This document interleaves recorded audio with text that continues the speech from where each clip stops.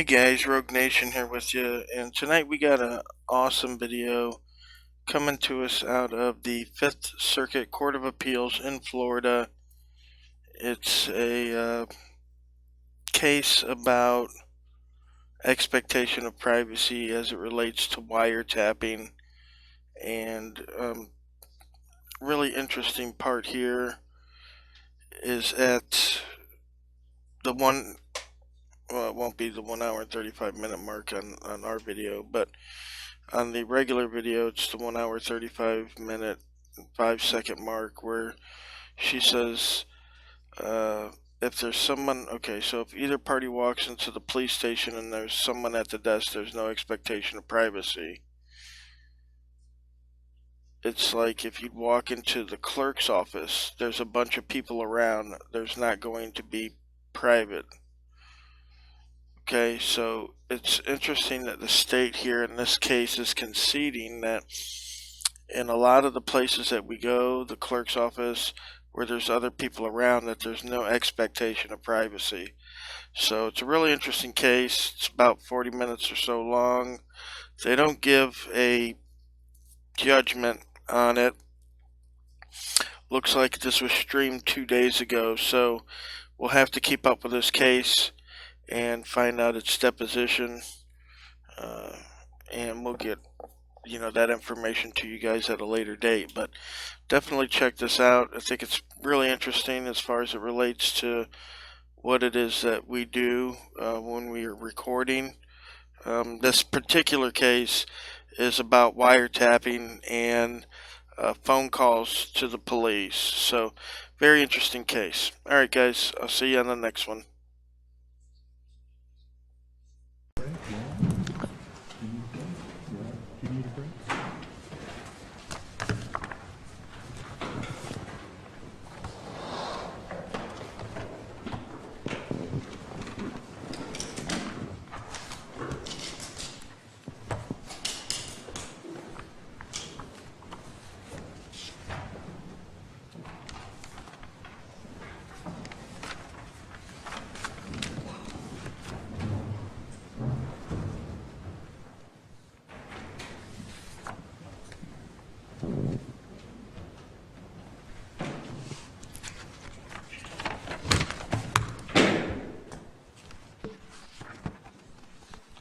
All right, our next case is 231354, Michael Waite versus State of Florida.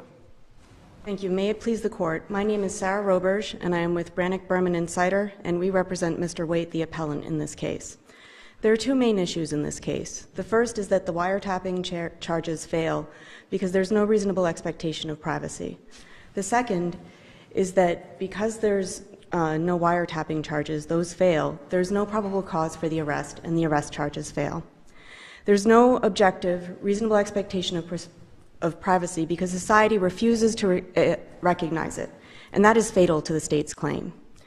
Based on the undisputed facts, these officers were working in their official capacity at every opportunity that Mr. Waite recorded them. And because of that, they did not have an expectation of privacy that would be recognized by society. That comes from our Sunshine Law in this state, that all government records are disclosable to the public, and there can't be an expectation of privacy that records that are disclosable by law to the public would be private. Also, under cases like State versus Foster out of the 4th DCA, there's not a reasonable expectation of privacy when there is a discussion of officer misconduct. And under State versus Inciarano, it makes it very clear that there are two aspects to having that expectation of privacy: the subjective expectation of privacy and the objective one recognized by society. Finally, the First Amendment, there is a First Amendment right to record officers, and there cannot be an expectation of privacy in a situation where Mr. Waite is exercising his right to do something that he is allowed to as a First Amendment right. For the First Amendment, I think your opponent pointed out those cases all deal with public places, people videotaping what's going on the sidewalk or something like that, whether it's videotaping or audio recording. Is that correct? Yes, Your Honor. That is correct, but again, it doesn't really change what we're talking about here. I think State versus Foster out of the 4th District Court of Appeal does a very good job of explaining how it can be. So in that case, it was a Department of Corrections case where there was an officer on Department of Corrections property where there were signs posted that there are no cell phones allowed. However, that officer recorded his exit interview because he thought that it would not be properly reported, and he was talking about other officers injuring inmates. And so later, Foster is the defendant in that case. She did actually falsify the reports and tried to have that excluded, but the 4th District held that that was not an oral communication under the wiretapping statute because of the public importance. And that's what's happening here in this case as well. Well, the Morningstar case seems to kind of state as a blanket that you have no reasonable expectation of privacy in your office, right? Correct, yes. And I think also Average also has that same idea where they're talking about when you're talking on a business line that there is no reasonable expectation of privacy. That's recognized in the harassment statute was that case. So yes, and these officers were all performing their official duties. They were all talking about police business. Moving on to the arrest charges then. The arrest charges, that was a problem, prosecution was a problem from start to finish. As we've already discussed, the charge was completely defective. And Can I go back to the wiretapping issue, just to focus on that while you're... yes, Your Honor. There was audio tape done by Mr. Waite, correct? Yes. And there's audio tape for the 911 call that the state recorded. Is there any other state recorded conversations? Not that I'm aware of, Your Honor. Okay. Now, if Mr. Waite had called up an officer who in off-duty time has yard maintenance, he calls him up and records that conversation with the officer who's not performing a public function, he's doing a side job, doing some yard work or whatnot. He clearly doesn't have an expectation of privacy in that phone call. It couldn't be recorded. The officer who's now working in a private capacity as a yard maintenance guy. No, he would have an expectation of privacy. Okay, that's right. So your whole argument is that simply because the call from Mr. Waite to the police station, to the police officer, was during the time he was working, that ipso facto turns it into a public forum? Yes, Your Honor. Yes. Even if the officer is sitting in a private office and the call is initiated by Mr. Waite, and Mr. Waite put aside the fact that there is some evidence that Waite said this will be recorded previously, even though the fact he did not tell the officer, I'm recording this phone call at this time. Your Honor, we would say that yes, when an officer is acting in his official capacity, that is a public conversation. That's, again, from the Sunshine Laws. And I think that, again, going back to State versus Foster, that 4th District case does really show that when you have situations where officers are performing their official duties, that there is not a reasonable expectation of privacy. What does the federal law say about recording of conversations without all-party consent? Your Honor, that wasn't an issue in this case, I don't think, and I'm not familiar exactly with what the federal... Okay, last I knew that any call, like say between Florida and Georgia or some sort of, where there's a federal connection involved, interstate commerce and so forth, that there had to be a beep tone of some sort. There was no beep tone on these calls. That is not as far as I'm aware, Your Honor. Yes. I have a fact question for you to make sure I'm understanding the sequence. At some point, Mr. Waite called into 911. He wanted to get a case number or something like that. The 911 operator said he or she would have somebody call him back, a deputy call him back. And Mr. Waite said during that conversation with the 911 operator, I'm going to record all these calls. And the 911 operator said, that's okay, you can do it. And he says, I'm going to do it. And the operator again says, that's okay. After that is when Sergeant Blair returned the call to Mr. Waite. Is that right? So immediately before Sergeant Blair returned Mr. Waite's call, Mr. Waite had actually left a voicemail for Sergeant Blair that said this call should be recorded. And then when Sergeant Blair called him back, he did record that call. Was that on the same day as the 911 operator conversation? I am not entirely sure of that, Your Honor. I don't believe it was on the same day. All right, thank you. So the arrest charges were a problem. The prosecution was a problem from start to finish. And so the charge, as we've discussed, was completely defective. And part of what happened there was that Detective Chenoweth did not know all of the information he needed to know. Sergeant Blair never told him about the voicemail that Mr. Waite had left for him. And so when he brought that information to the state attorney's office, he was missing information. And that is an omission that would defeat probable cause for the information and later for the capias. That is further exacerbated by the fact that Detective Chenoweth then went to the judge who issued that capias, and that same omission was repeated. And under the fellow officer rule, which Whiteley versus Warden out of Wyoming State Penitentiary, that's a Supreme Court of the United States case, any information that is known to one officer is imputed to be known to all the other officers in the investigation. So the fact that Detective Chenoweth may not have known really is irrelevant. The fact is that that information was imputed to be known to everyone. Because there was no probable cause for the arrest, that arrest was illegal. And so because the arrest was illegal, all of the evidence that was pertained relevant to that arrest or from that arrest should be excluded per the suppression motion that Mr. Waite argued. And counsel, if we could just talk about that suppression motion quickly. That was with respect to the 4 charges, because there were only 4 charges at that time, is that correct? The 4 wiretapping charges. So the suppression motion went to, yes, it went to all of the evidence that was taken from the recorder that was incident to his arrest, as well as to the arrest charges. Okay, and there was later a 5th charge added, is that correct?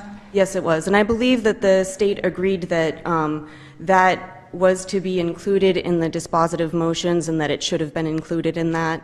Okay, yes. Thank you. Furthermore, because there were omissions, the good faith exception of the exclusionary rule does not apply in this case. Normally, you can have a good faith reliance on a warrant, but in this case it doesn't apply because there were omissions because of the misconduct in the case. Following the arrest, there was a failure to preserve evidence.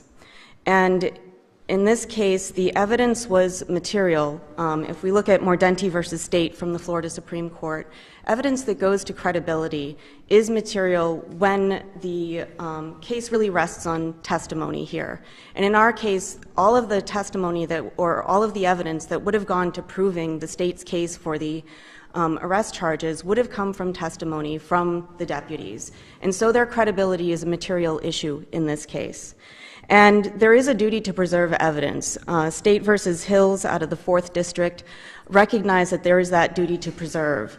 And part of the reason for that is the idea that if there is no duty to preserve, then simply officers could fail to collect evidence or preserve evidence and then get around the Brady requirement to disclose it.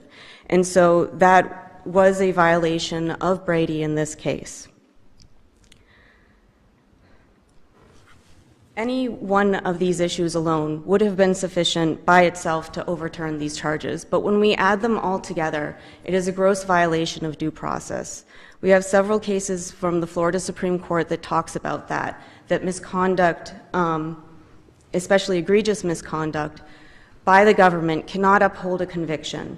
So we have State versus Glosson and State versus Williams. Those are the 2 Florida Supreme Court cases.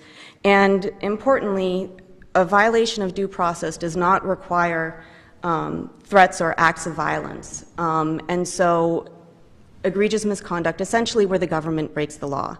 And in this case, we have that because we have violations of Mr. Waite's rights, civil rights, starting from the very beginning. And so the government can't sustain a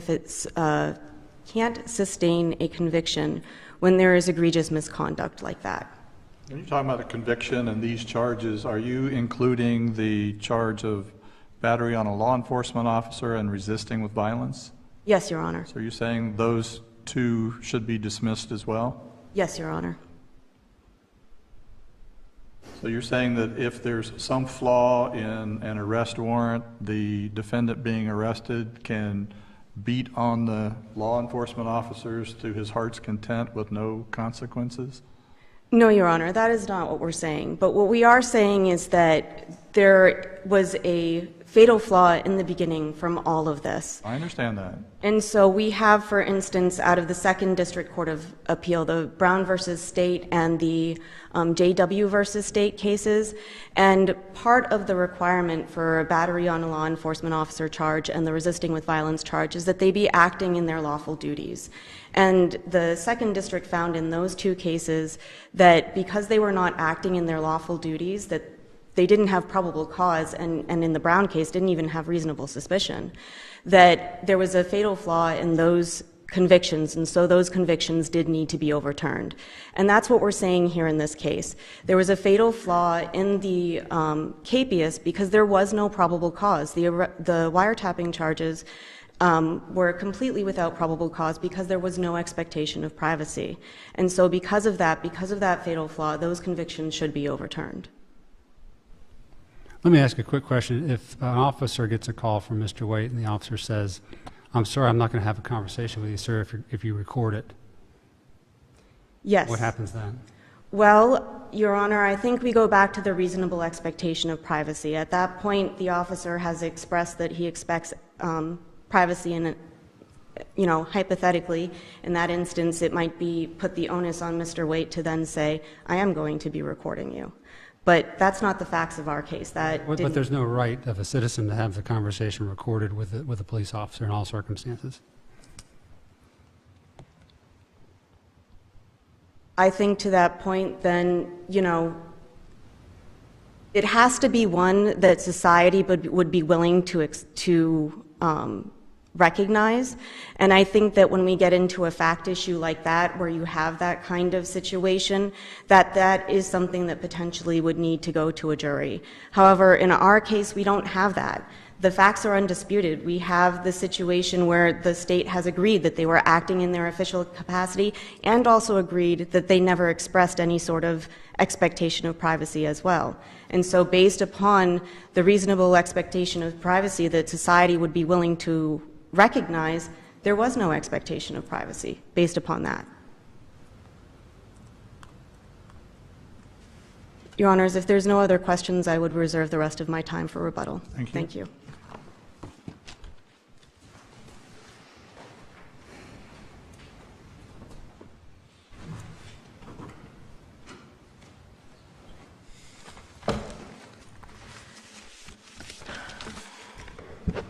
May it please the Court, my name is Chris Davenport, and I represent the state of Florida. I will start with the reasonable expectation of privacy. All of the cases finding that there is no reasonable expectation of privacy are public actions by law enforcement officers. Because the public has an interest in, there's no reason for an officer who's in a parking lot surrounded by people to say that he has an expectation of privacy. That's just not an objective, reasonable person. There are no cases finding that an officer has no expectation of privacy in a private one-on-one conversation. None, zero. Because the statute doesn't say that. The First Amendment doesn't require that. It's easy to think of this in a phone call. Well, people could be taping your calls. But the same rule would apply if somebody surreptitiously put a recorder in an officer's office and he's talking to an informant. That's a private one-on-one conversation in an office. He does not expect to be recorded. He has a reasonable expectation of privacy. That's what our Traverse said. That can't be allowed. That's law enforcement couldn't function in that situation. Well, counsel, for confidential informants, aren't there exceptions for that already? It's clear that's different, is it not, than a conversation just in official capacity with a citizen? What if a victim is talking to an officer in the privacy of an office? Is that really, he's acting in his official capacity, that can be surreptitiously recorded? It's not as offensive when the victim's doing it, right? But it's still, the rule is the rule. So you can put a recorder in an officer's private office and every conversation he has no expectation of privacy, even though he doesn't know he's being recorded. That is not an objectively reasonable rule of law. It's certainly not required by the statute. That's why the statute says you have to have a subjective, objective, reasonable expectation of privacy. How did any of these officers exhibit an expectation that the communication would not be intercepted? Because they talked to them, they talked to the defendant one-on-one on a private cell phone or a private office phone. If they had been talking in a public place with him, there's no expectation of privacy.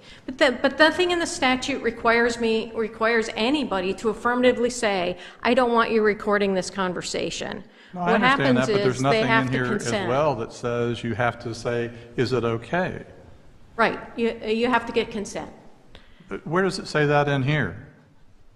That's what the statute is. It's an exception. You can record if you have consent. Right, I understand that, but here, when it talks about an oral communication uttered by a person exhibiting an expectation that such communication is not subject to interception. Right. Where does that come from here? It comes from the fact that it is a private phone call on a private line. Private? This is not, again, Judge Makar gave the hypothetical of, different public servants may have side jobs. They may do yard work or whatever.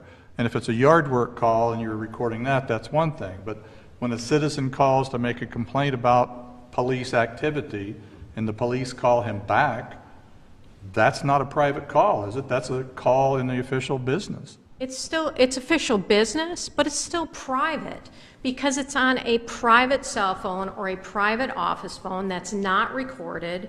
Versus when somebody calls 911, they say right up front, this is going to be recorded. So there's no expectation of privacy by either party there.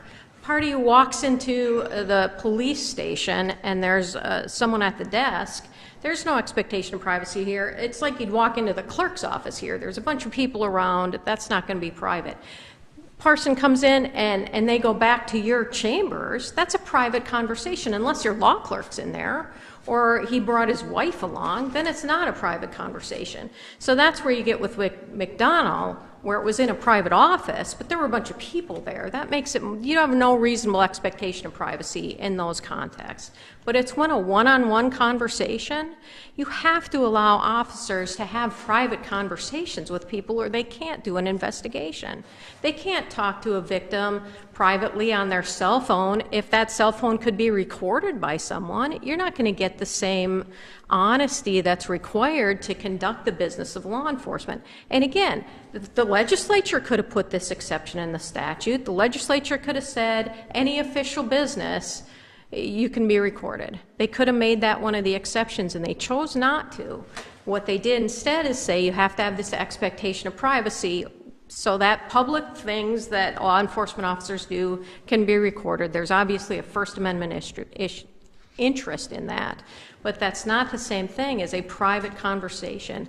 Just because you're a law enforcement officer doesn't mean everything you do is subject to taping. It's not. You have an expectation of privacy in conversations with other officers, in conversations with victims. But that's not what we're talking about. We're talking about official capacity. We're talking about somebody who is getting a return call about an officer complaint, right? So you keep talking about victims and confidential informants. That's not what we're talking about here, right? But it's the same principle. Is every conversation that a police officer has in an official capacity private, automatically public? That's what the defendant is asking this court to find. No other court has ever found that.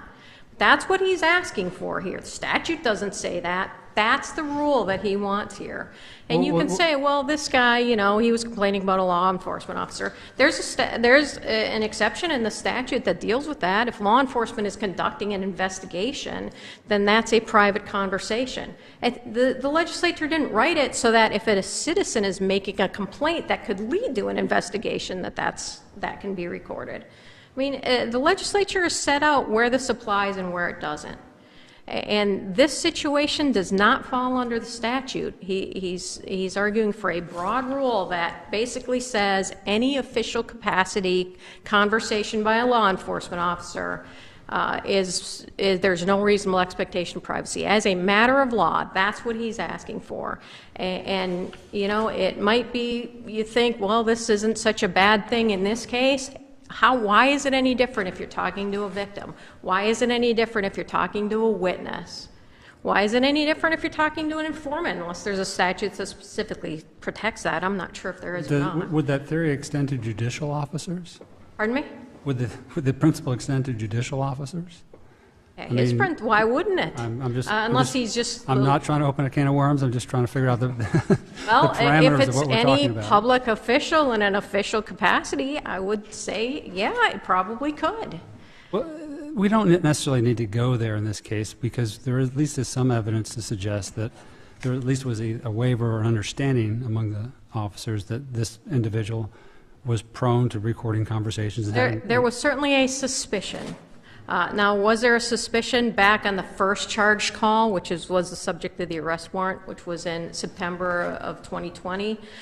Sergeant Blair testified he had no idea it was being recalled. And more importantly, because this is a motion to dismiss, this isn't after a jury trial, the Traverse says they had no idea that this was being recorded. They had an expectation of privacy. It wasn't a recorded line. It was a private cell phone or a private office phone. That's what the Traverse says. So this isn't a case where factual disputes, you know, you get out of it. Go to trial. That's certainly an argument he could make at trial is, look, everybody knew this. He didn't really have an expectation of privacy. They're just harassing me. He could make that argument to a jury. Maybe they'd buy it. Maybe they didn't. But that's not the standard on a motion to dismiss. A motion to dismiss is if there's factual disputes on that, the state has the right to present its case to the jury.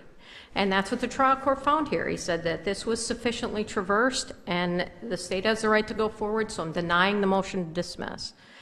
We're not in a situation where we're evaluating a bunch of facts. And this whole, you know, the warnings, there's a lot of dispute about that, about how they took those warnings. When you look at the phone calls themselves, you know, the officers were like, well, we suspected it, of course, because this guy seems to tape a lot of stuff. But he had warned me before. That's what Captain Glaze said. He warned me before when he was taping. He didn't warn me on the charge card, charged call. So I didn't think he was taping me. That's what he testified to. You know, that's what would be presented to a jury. The initial call that he was charged on came about because he sent an email back in with a recording, correct? Yes. In other words, he was arrested for one call first, right, and then they found additional things on the recorder. Yes, exactly. The date of that call was what? Was that the January call? That was, let's see, September 2nd of 2020.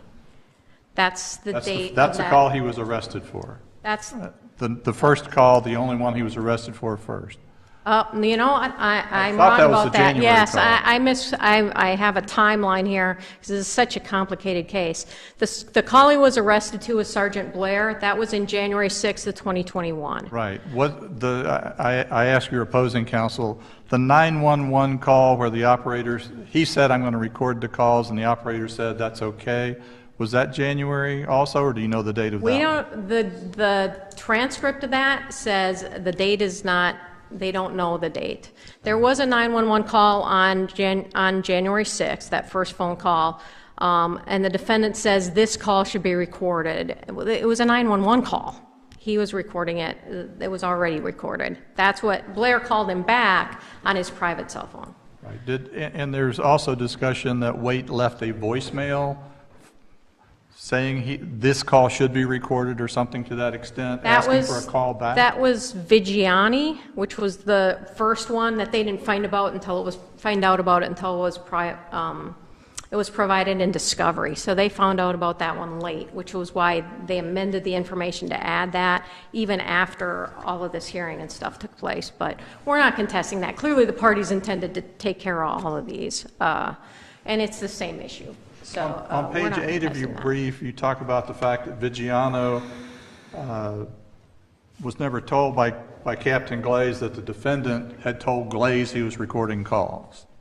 Right. Okay. On transcript page 18, I'm sorry, record page 1852, there's a phone call made by Waite that Lieutenant Vigiano answers, and he says, "This is Lieutenant Vigiano." The next thing is, "Mr. Waite, yeah, I just want to let you know these calls are going to be recorded. So we have a decent conversation here, Lieutenant Vigiano." Then after that, the unidentified speaker, which turns out to be Captain Glaze, says, "I wouldn't expect anything less." So Vigiano is either in on the call, and I know he was asked whether the captain puts it up to his ear, uses a speakerphone. He said, "I can't remember that particular time. I think he said usually he puts it up to his ear." But I mean, Right. Vigiano's right there as part of the call, isn't he? I think that I ran into that, and I thought this doesn't make sense. I think that's a mistranscription, because this is during Glaze's testimony, and they're transcribing that phone call, and it says, I think it's a misnomer. But it's very confusing. But when you look at the actual transcript of that call, I think that clarifies it. I'm sorry, this record is so huge, I didn't bring everything. But yeah, I remember that was weird, but Glaze testifies. From identifying Lieutenant Vigiano, who then says, "This is Lieutenant Vigiano," right, yes. to quote unknown speaker, where it has to be clarified by the witness, that's Captain Glaze. Right. That was confusing. I'm not exactly sure what happened there. And let me just say, this is a motion to dismiss. So that should be clarified at a jury trial. It's certainly not to the point that, because the state traversed this and said, "I didn't know he was taping this call." The trial judge excluded the proffers about the call being made. He called them hearsay and therefore excluded them. I think it was the judge, he or she, excluded them based on hearsay when they were being proffered or offered to show notice.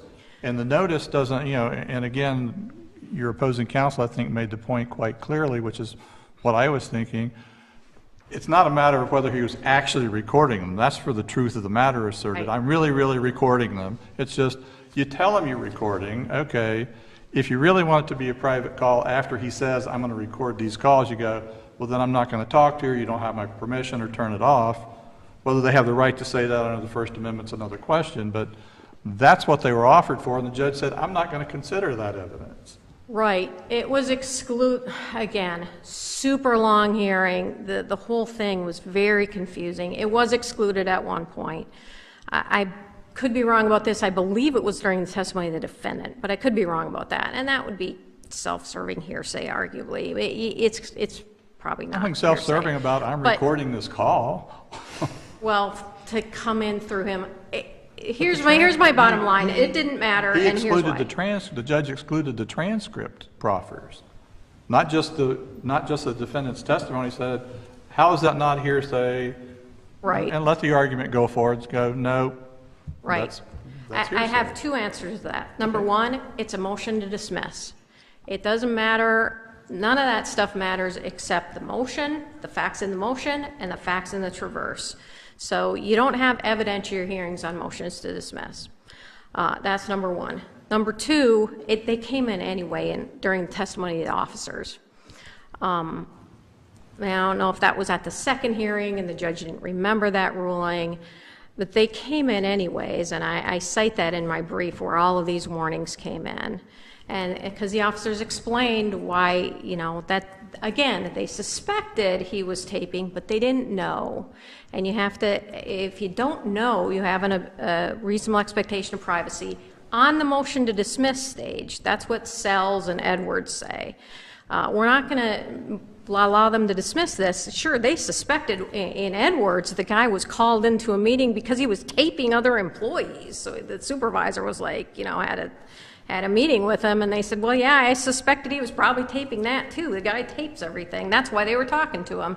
Edwards still says, but it's a motion to dismiss. And, that's certainly something you could argue to the jury, very persuasively perhaps, but that's not the standard on a motion to dismiss. So those are my arguments. They didn't need that testimony because it's a motion to dismiss, and it did come in anyways because all of these officers testified. And they asked them about the warnings, and they played the warnings. And, again, this would be a jury question whether somebody who's been told, that there's an email sent at some point, later on in this where they said, hey, guys, be careful. This guy's taping our phone calls. That's pretty good evidence for a jury. It's not evidence on a motion to dismiss because a motion to dismiss isn't about evidence. A quick evidentiary question. A, how were these recordings made? And B, were any of the conversations on either end on speakerphone? The state's traverse says they were private cell phone conversations, one-on-one. That's what the traverse says. So either cell phone or on their office phone. So according to the state's traverse, there were not other people there. If there would be other people there, I think you could have a solid argument. As a matter of law, there's no reasonable expectation. Other people or speakerphone. Now, the first speakerphone, if there's other people there, and again, that would get into the facts. How loud is your speakerphone? I mean, my coworkers, when they're on their speakerphone, I can hear them in my office. How loud is a speakerphone in this police officer's office? My first question was, how were they recorded?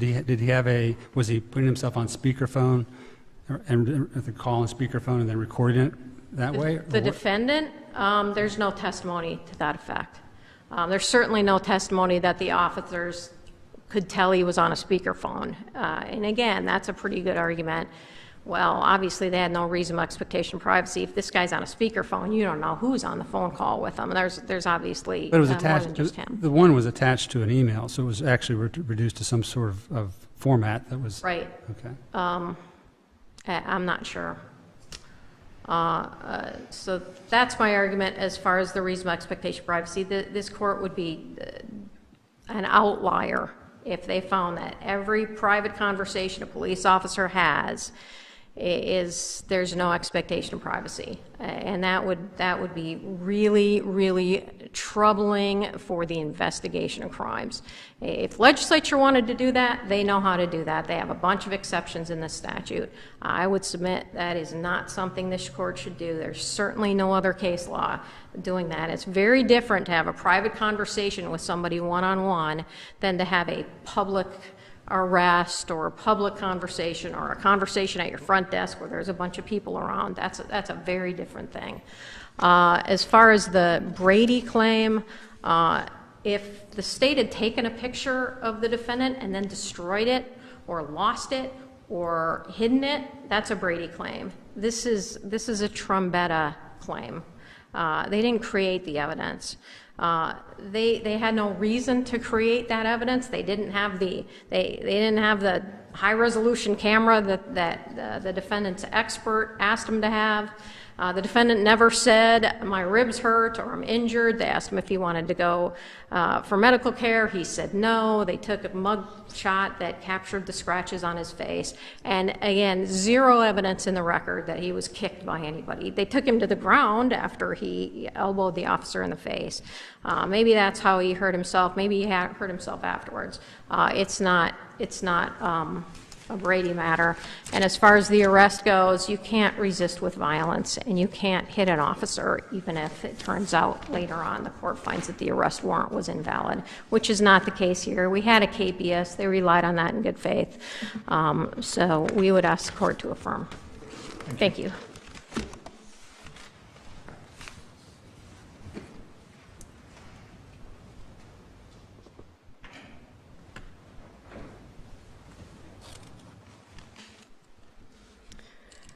Your Honors, forgive me, I might jump around a little bit because I have my notes here, but I do want to make two important points here first. The issue here is not where they were recorded or how they were recorded. It is what they were doing. They were acting in their official capacity. That is what the state agreed to, and that is dispositive in this case. We don't need to get into the facts to figure out whether there was a reasonable expectation of privacy. What about the parade of horribles that interviews with victims are in the official business, talking to a CI's official business? Where do you draw the line? You want us to write an opinion, how would we draw the line? So, Your Honor, I would say there, first of all, we are not talking about a third party recording these conversations.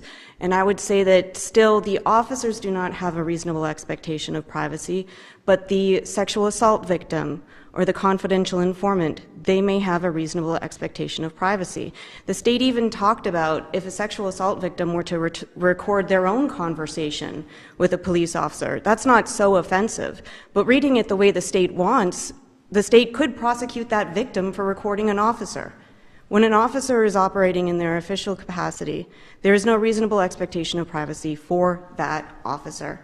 And I think, too, as well, we look to the Sunshine Law, right? The Sunshine Law already has those expectations in place, or exceptions in place, that those are public documents, but they're not disclosable under those circumstances. So those are the first 2 points that I just wanted to bring out. I think, as well, the state had mentioned that there was an expectation of privacy in the Traverse, but the Traverse admitted that the officers never expressed that expectation of privacy to Mr. Waite, and that is part of that subjective expectation. It can't be something that you just hold in your head. It has to be expressed in some way. And I think, to Judge Makar, to your point, the judicial officers, I think we look there to the Sunshine Law as well. The Sunshine Law does talk about certain judicial documents and those kinds of things as being accepted from disclosure. And I think, too, we go to the Sells and Edwards cases, and those are about whether a suspicion is enough. In our case, we're not talking about a suspicion. Okay, the fellow officer rule automatically imputes that knowledge to every other officer. So once he informed, and I'm going to just go through the timeline here, on September 2020, Sergeant Vigiano, Mr. Waite, told him that he had collected the 911 calls as well, the recorded 911 calls as well. And then in October... That doesn't tell Vigiano that he's recorded, correct?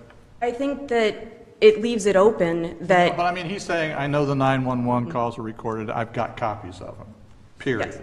Well, he says as well, in addition to other calls potentially.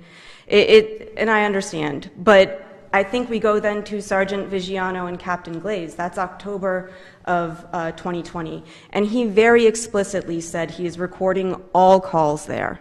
And I think that this is the one that you were talking about where it's not clear who was, it was Sergeant Vigiano and Captain Glaze according to the transcript. And then the Sergeant Blair call was January 6th of 2021. And that was in response to a voicemail that he left on that same day. And so just based on that, we have there that these officers, you impute that knowledge that any one of them has to all of the others that are part of the investigation. And I understand that, you know, we don't really need to go to the facts there, but I do want to make sure that the record is clear and that it is clear what order things had happened in. And I think that, you know, the state talks about how these facts are not important because we're talking about a C4 motion here, but I do think it is important because there's more than one motion here, right? We're talking about a C4 motion, multiple motions to dismiss, motion to suppress, and so it is important in the case of determining whether there were omissions. And that was the point when we talked about the hearsay issues, saying that this is important because the judge did not know, did not have the information he needed to know whether there had been omissions to create probable cause or that those omissions would have defeated probable cause. And so they are important in that way. And lastly, I would get to the duty to preserve here. And the state mentioned the Trombetta case. And the Trombetta case there, it didn't really rest on this duty to preserve. What the Supreme Court of the United States ultimately had there was that you have to know that it is material before it is, in this case it was destroyed, but we're talking about that failure to preserve.